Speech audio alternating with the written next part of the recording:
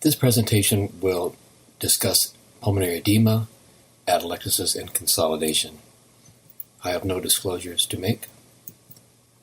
The learning objectives of this talk will be to know the imaging findings of pulmonary edema, atelectasis, and consolidation, and to be able to recognize those findings on both chest radiography and CT, and then to apply that knowledge in the practice of radiology. Pulmonary edema is a very common finding in our day-to-day practice. If you're in a hospital-based practice, you probably see many portable chest radiographs on a daily basis, and you'll see a series of those on individual patients. And by studying the serial findings, you will be more likely to recognize things like pulmonary edema and other entities to be discussed in this talk. There is some overlap of imaging findings. For instance, these two patients you see on the screen, one has pulmonary edema, one has pulmonary hemorrhage, and these findings overlap, and you can have pulmonary edema that actually mimics pneumonia, as well as acute respiratory distress syndrome and hemorrhage, as you see here. And the important thing, of course, is to correlate your observations with the clinical history. And the more you interact with your colleagues on intensive care units, you will be able to help them with the more accurate interpretation of these findings. Notice that both the pulmonary edema case here on the upper right and the pulmonary hemorrhage case both exhibit diffuse bilateral patchy airspace opacities. And if you look very closely, there's some very subtle, linear, almost reticular opacities through the ground glass, or hazy, fluffy opacities in both lungs. We know that pulmonary edema represents extravascular fluid accumulation. It's abnormal, of course, and it can be in the interstitium of the lung, or it can actually move into the air spaces of the lung if the pressures mount to a sufficient level. And we can divide it into cardiogenic pulmonary edema or non-cardiogenic, and obviously cardiogenic relates to patients who have cardiac dysfunction with elevation of the pressures, the venous hydrostatic pressures in their left atrium and pulmonary venous system. And of course, the result will be fluid accumulation in the lungs, and again, it may be in the interstitium, it may go into the air spaces, it may be in both, and you may recognize findings that reflect those anatomic locations. Non-cardiogenic pulmonary edema is found in patients who have lung injury, increased capillary permeability. It might be a patient with ARDS or low albumin. It may be someone in fluid overload. You see in this patient a pulmonary arterial catheter in place, and this is, of course, the classic way of diagnosing cardiac dysfunction and congestive heart failure. It's the gold standard, and we know that the normal pressure is about 12 millimeters of mercury or less. You can grade pulmonary edema by looking at the pressure and categorize it as mild, moderate, or severe. Now, in mild, CHF, we'll call it, you would see just simply redistribution of the vascular markings within the lung. The vascular structures in the upper lungs will be equal to those in the lower lungs, and this would refer just to findings in an erect patient. You could simulate that appearance on a supine person just because of the effects of gravity. But when we enter pressure ranges of 20 to 25 and above 25, then you are respectively going to be encountering a moderate or possibly a severe degree of cardiac failure. And the moderate range will manifest as interstitial edema, and the more severe will manifest as airspace opacity, alveolar edema. You see here three individuals, three separate patients. On the far left, the patient with mild CHF with cephalization. Here the pressure is about 12 to 19 millimeters over mercury. And notice that there are equal number of vessels in the upper and lower lung zones. And again, if this is a supine patient, that might be a normal finding, but in an erect or even semi-erect patient, you could look at the prior study and see this as a change and call this evidence of redistribution and suggestive of mild pulmonary venous hypertension. In the moderate category, you see in the center of the slide, this patient now has interstitial edema. The pressure now is in the range of 20 to 25 milligrams of mercury. And now notice that the central and perihilar vessels are becoming blurry. The interlobar fissure here, the minor fissure, is much more apparent than usual. And we have the presence of interlobular septa here especially in the mid and lower lung zones. And those are the curly B lines that that represent interlobular septal thickening due to edema. If the pressure should go even higher and get to ranges above 25, then the fluid can push into the air spaces and manifest as airspace opacity. It's so-called alveolar edema. It can be very closely mimic pneumonia or aspiration or even pulmonary hemorrhage. Notice now the blurred vessels are even more blurry, and there's a lot more going on here, some fluffy, indistinct white opacity in both lungs, and very subtle interlobular septal thickening, which is there. It's just harder to see now in the presence of this airspace opacity. It's easier if we focus on just one lung of each of these very same patients. You can see these same findings with the redistribution here in the patient on the far left, and the interstitial edema in the patient in the middle, the same findings we just described with the blurred vessels, the prominence of the fissure, and the very striking interlobular septal thickening representing on the radiograph what we call curly B lines. On CT, we would simply call this interlobular septal thickening. And then the last case, again, the patient with the higher pressures with alveolar airspace edema, and things are much more confusing looking, really. Very indistinct vascular margins, lots of white sort of opacity here, which looks for all the world like it could be pneumonia or aspiration, but this in fact was alveolar edema, which did reverse following diuresis. We should review the interstitial network of the lung. It helps you understand these findings. This is an illustration courtesy of Amherst Corporation. You see in this diagram of the lung, you can see the bronchovascular structures here coming out with the airway and the pulmonary artery. The artery here is shown in blue because it's now lacking oxygen. It's going out into the lung parenchyma to become oxygenated before it returns as a vein, as you see here in this sort of reddish-colored structure. Now notice both of these vessels and the bronchoarterial structures here have this sheath of loose interstitium, sort of connective tissue, and that can become engorged by fluid, by edema, in patients with cardiac failure. You don't normally see the interstitium. So this would be the axial interstitium. Think of it as being peribronchovascular. The subpleural interstitium, here indicated by the green arrows, represents a similar loose connective tissue, and it's one contiguous system, by the way. And this is in the subpleural location, which includes the interlobar fissures. So when you're looking at a fissure, you're really looking at two layers of subpleural interstitium. In the periphery here, I have arrows also pointing to interlobular septa. All these little small pulmonary lobules that you see outlined here are in communication with the others in this very intricate system of interstitial fiber network in the lungs. Now, these interlobular septa, if they become engorged and prominent on the chest radiograph, we'll refer to those as curly B lines. So, as we summarized before on those images, you have mild, moderate, or marked degrees of failure, the mild being manifesting as redistribution of circulation with cephalization of vascularity, as I mentioned before. And the moderate, think of that as patients with interstitial findings. The vessel margins will become blurred because of that interstitial sheath around the bronchovascular structures. And you see these in cross-section, especially in the perihilar region on the chest radiograph. They'll manifest as a blurred airway margin. We call that cuffing. That's a very old sort of radiographic term.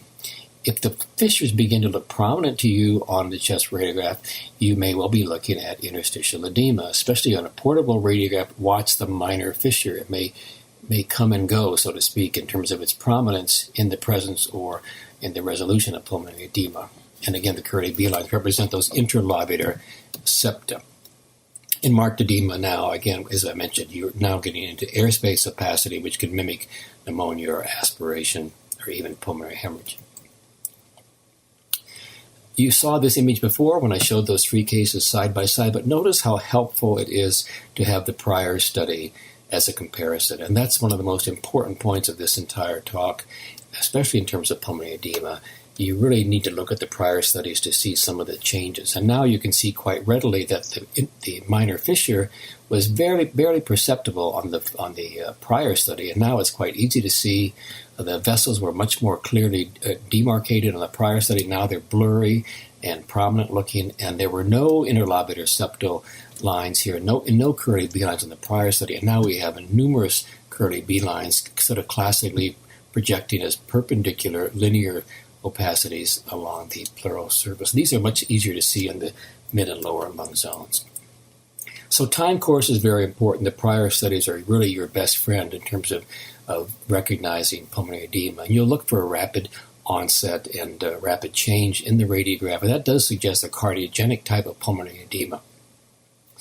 Now, in other patients with permeability edema, such as ARDS, for instance, the edema may persist and it's not going to fluctuate so readily. And that can be a clue that you're looking at something other than cardiac failure. And of course, if you see chronic abnormalities, that suggests that there's another etiology operating in that particular patient. The vascular pedicle is a very useful structure too. It really it refers to the SVC on the patient's right and to the arterial structures here on the left. Now, this can become widened, especially in patients with fluid overload, patients with renal failure, or those with chronic congestive heart failure. The prior study here is on the right. The middle image is this patient now with congestive heart failure. Notice that the vascular pedicle and the SVC here to the arterial borders on the patient's left, notice it's much wider and it becomes a little less distinct when patients are in a state of having fluid overload. And it comes right back down to normal after diuresis or treatment of the cause of whatever is given in the fluid overload.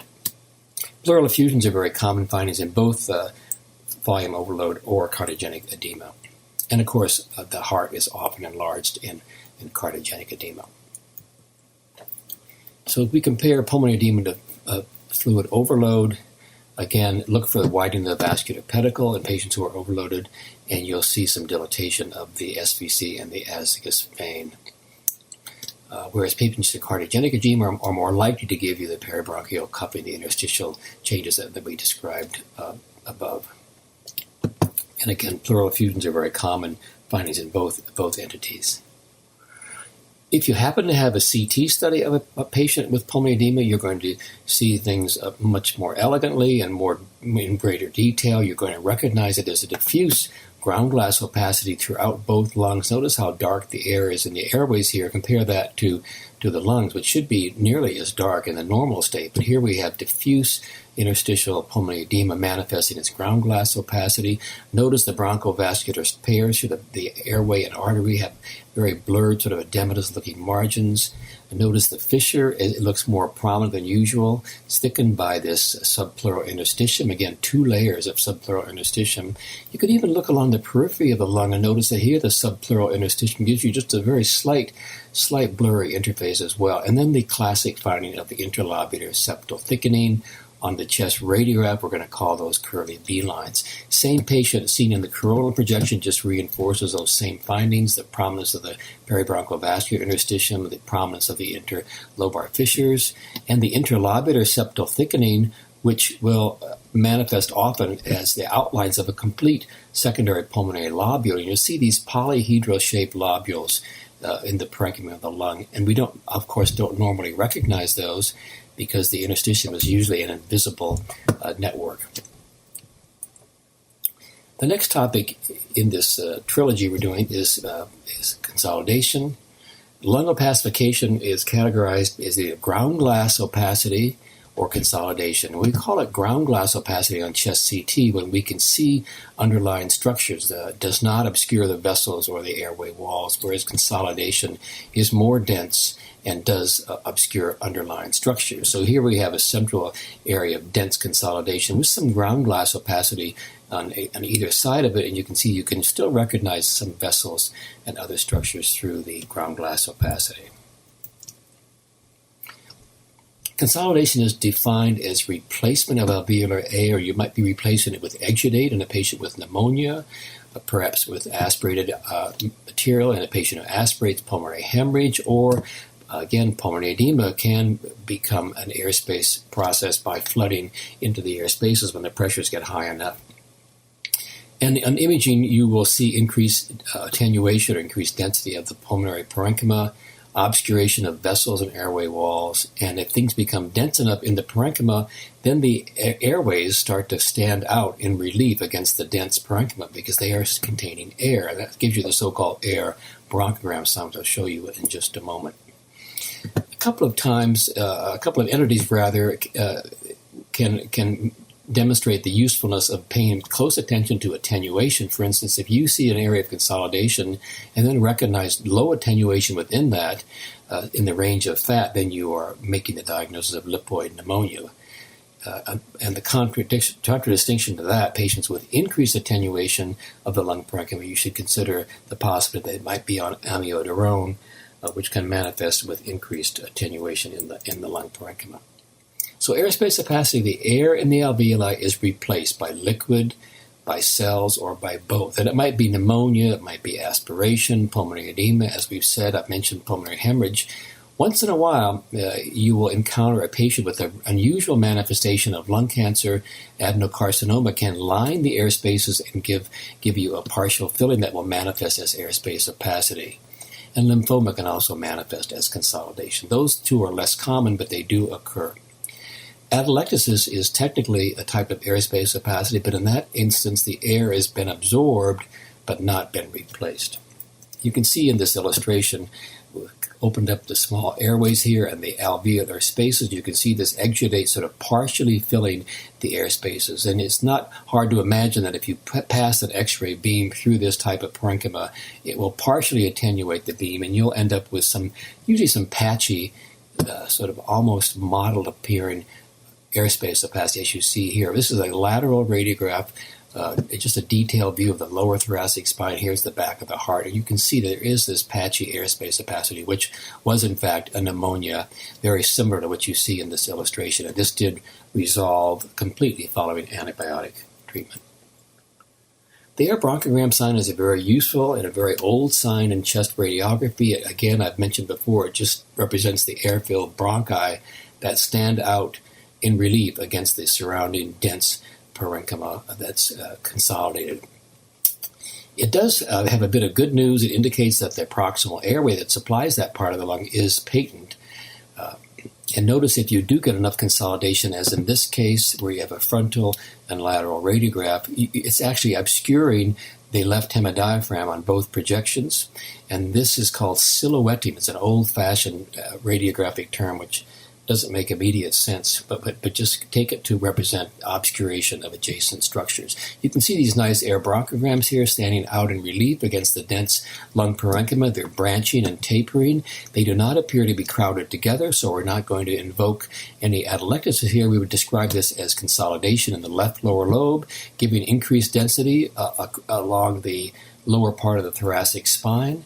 So-called spine sign that helps you recognize something's wrong here. And notice you can see the entire right hemodiaphragm. You can't see the left hemodiaphragm back here. You can see it anteriorly, but not posteriorly. So this is a classic appearance of almost a lobar type of pneumonia in this patient with dense consolidation and the air bronchogram sign.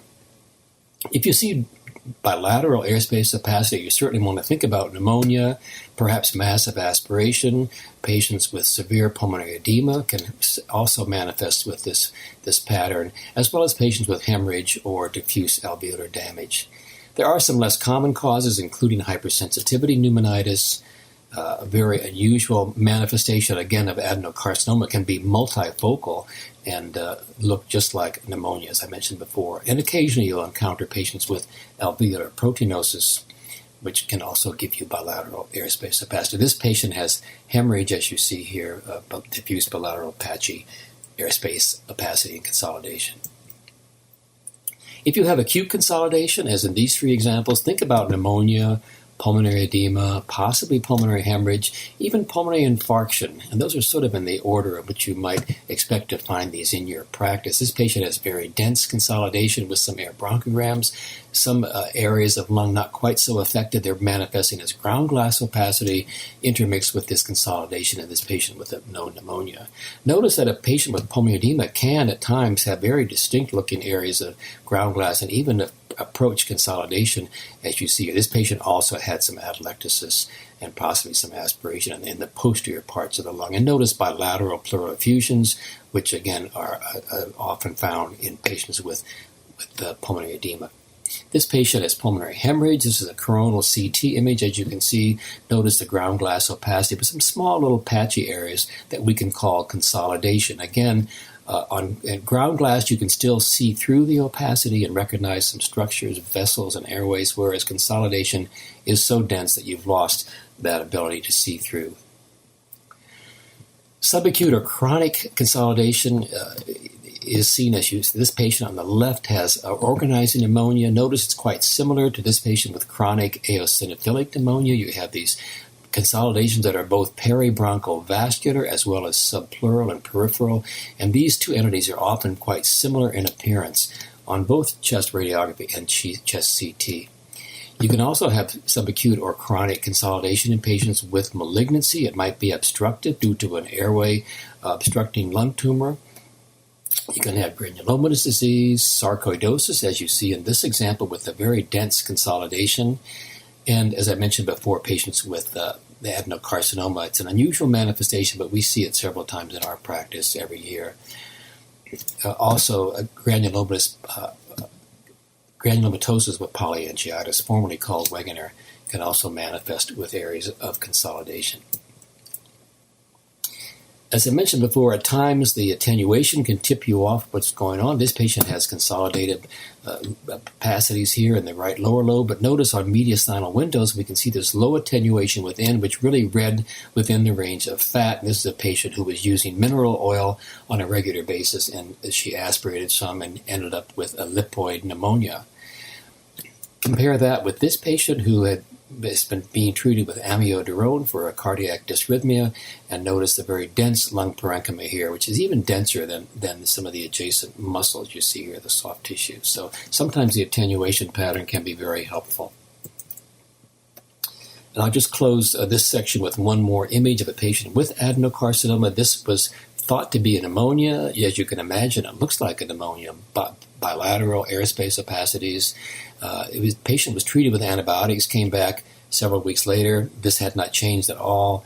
They tried a second type of antibiotic. That didn't work, and they finally went to a CT scan and got some old studies and realized that this was had been developing over the recent months, and this was an adenocarcinoma. Again, partially filling the air spaces and therefore manifesting in a very similar fashion to pneumonia. The last section in this talk is atelectasis, which refers to loss of lung volume. This is an older image I got from a colleague and friend, Jane Judy, and notice that it's a nice image that shows you how the lung can be so beautifully fully inflated in one instance, the right lung, but notice the left lung is almost totally deflated. It looks like it's being gripped by something, and in fact, I don't have the CT with this talk, but this is actually being caused by a surrounding old calcified empyema.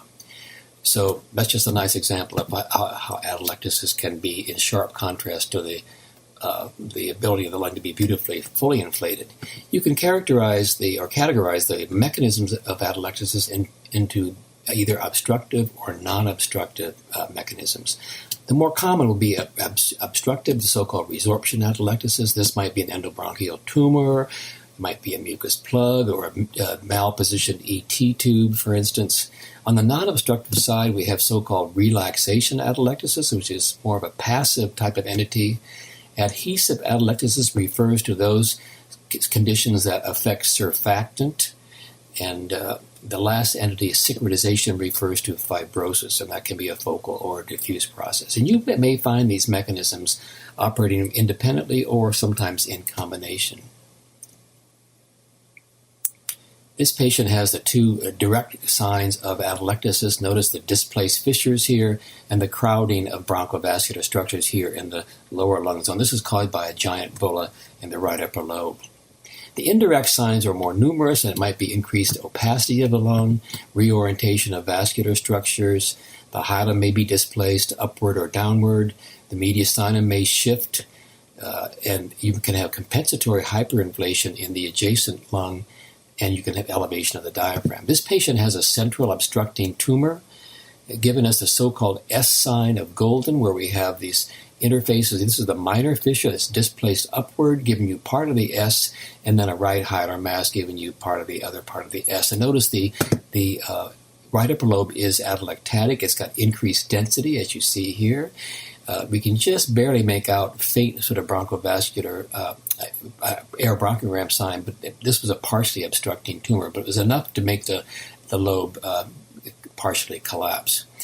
As this collapses, the adjacent part of the lung can hyperinflate and give you this compensatory hyperinflation. Just compare the number of vascular structures in this lung compared to the other side, and you can recognize that. And also notice that the diaphragm on this side is elevated, and the hilum is being pulled up as well. So these are the secondary indirect signs of atelectasis. A couple of examples. This patient has a malpositioned ET tube. So this is a type of resorption atelectasis. The left lung is becoming atelectatic. The diaphragm is up. The lung is becoming dense and increasing density in the lung. This patient has an endobronchial tumor. Notice the fissure here is displaced anteriorly. This is mucoid impaction in these airways. This was as a result of this central tumor. And notice how crowded these are. So those are those two direct signs, displacement of a fissure and crowding of bronchovascular structures. And there are some other entities to consider in resorption atelectasis too, including foreign bodies, bronchial rupture, and even areas of stricture or stenosis. Relaxation atelectasis refers to a space-occupying process. Now, in the left example, the space is being occupied by this large collection of air, and this patient with a pneumothorax has a very subtle type of degree of tension here, with the mediastinum being just slightly shifted towards the right. The left hemodiaphragm is displaced downward. You can see the collapsing left upper and left lower lobes in this obvious hyperlucency and lack of vascular structures out here in the periphery. So that's a type of relaxation atelectasis. You can see the lung is very happy to just sort of relax, if you will, and begin to collapse in the presence of this large pneumothorax. The case on the right is a patient with a very large pleural effusion. This is another type of relaxation atelectasis, and you can think of this as more of a compressive phenomenon where it's either a mass or a large effusion forces the lung to become atelectatic. It sort of forces it to relax by its compressive effects. Adhesive atelectasis, as I mentioned, refers to surfactant deficiency or perhaps abnormal surfactant. And we know this surfactant helps to reduce the alveolar surface tension as the surface area or volume decreases. It really protects our lungs against collapse. So there are a number of etiologies here. I won't go into all of these, but even pneumonia can cause a little adhesive atelectasis, especially when it's extensive and all sort of lobar in its extent. You can sometimes recognize a degree of atelectasis in that same lobe, which will typically resolve with treatment of the pneumonia. The respiratory distress syndrome is the classic entity that has adhesive atelectasis, but even post-op patients, those exposed to smoke, patients with pulmonary emboli, and in the acute phase of radiation pneumonitis, that also induces a type of adhesive atelectasis. Cycritization, as I mentioned, refers to fibrosis. You can have a very focal area of fibrosis that you see here, again with some little upward retraction of the hilum, some loss of volume in this part of the right upper lobe, and a CT, you can see the crowding of the bronchovascular structures and the elevation of the minor fissure. And this was just a localized type of fibrotic change causing atelectasis, and this patient had a prior history of tuberculosis. So, and it typically refers to either post-infectious or inflammatory situations with fibrosis, tissue retraction, volume loss, and this is irreversible, as you might imagine. You can have a diffuse form of cycritization atelectasis, as in this patient with idiopathic pulmonary fibrosis, with diffuse loss of volume. Notice both diaphragms are up. This patient cannot take in any kind of deeper breath because their lungs are so fibrotic and reduced in volume. Notice the extensive diffuse peripheral and bibasilar reticular opacities here as a manifestation of this patient whose pulmonary fibrosis was found to be idiopathic, so he carries the diagnosis of IPF. I just want to show you briefly the patterns of lobar atelectasis. I'm just going to give you a nice set of diagrams that you can use. These do have their own unique imaging patterns, and you'll look for displacement of fissures, increased lung density, and of course these lobes will obscure the borders of adjacent structures. As in this patient, another example of right upper lobe atelectasis. This one has no air bronchograms, very dense. As you see here, the elevated minor fissure, and here's the accompanying CT. You can see the central tumor here narrowing the right upper lobe bronchus. This was a squamous cell lung cancer. And you see in the radiograph, this does obscure the right paratracheal stripe, and it obscures part of the hilar structures as well. These diagrams are courtesy of Team of Publishing. They're from a very nice teaching atlas of Dr. Mark Parker.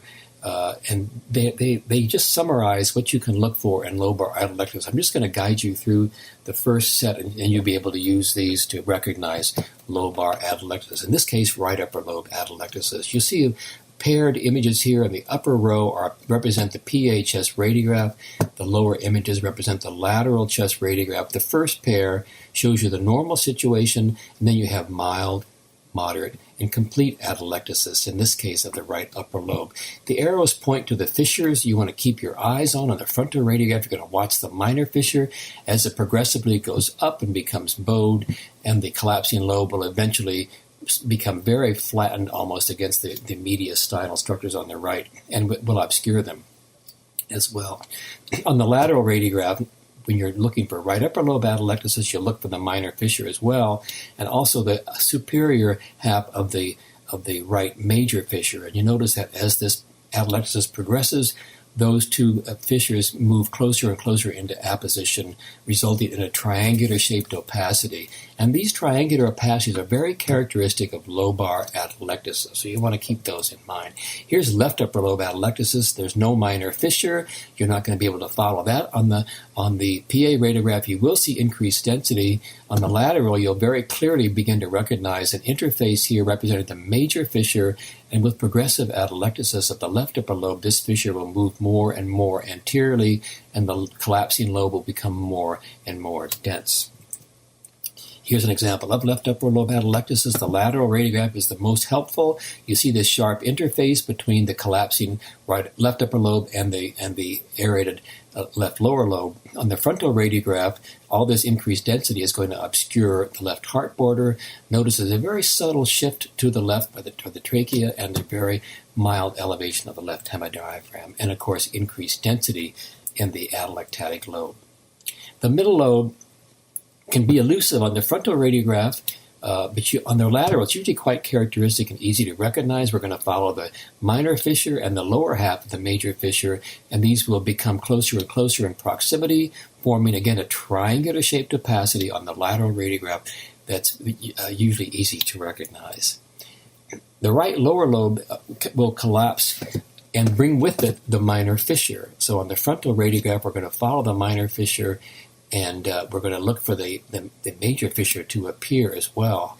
On the lateral, we're going to see the upper part of the major fissure go progressively down, down, down, and the lower part of the major fissure move back and back and back. And again, a triangular-shaped opacity is the result. And here's a nice triangle on the frontal diagrams as well. But notice the minor fissure comes along for the ride, and that often will tip you off that you're looking at right lower lobe atelectasis. If we go to the left lower lobe, notice a similarity between the lateral radiograph of right lower lobe and left lower lobe. Very same thing. You're going to end up with increased density over the lower thoracic spine. And on the frontal view, as this progresses, you'll begin to recognize a triangular-shaped opacity behind the heart. In complete atelectasis, right or left, you can end up with a very small triangle, and that can be very difficult to recognize when you have total atelectasis of any of these lobes, really. And I'll close with this combined pattern of both middle lobe and right lower lobe atelectasis. And you don't see this that often, but when you do, it really points directly to the bronchus intermedius, because both of these lobes, the middle and the right lower, are supplied by the bronchus intermedius. And you're going to see progressive development of this band of increased density from medial to lateral on the frontal view and from anterior to posterior on the lateral view. And here's an example I'll just close with to show you increased density obscuring the right heart border and completely obscuring the right hemodiaphragm. And on the lateral, there is a very subtle increased density sort of front to back. And this was a patient with lung cancer, a central tumor that is very hard to even point to here, but it was obstructing the bronchus intermedius. So that's quite a quick tour of edema, atelectasis, and consolidation. Very common findings, as I've said, and you'll sometimes see these in combination, by the way. So I hope you'll find all these examples and the diagrams useful.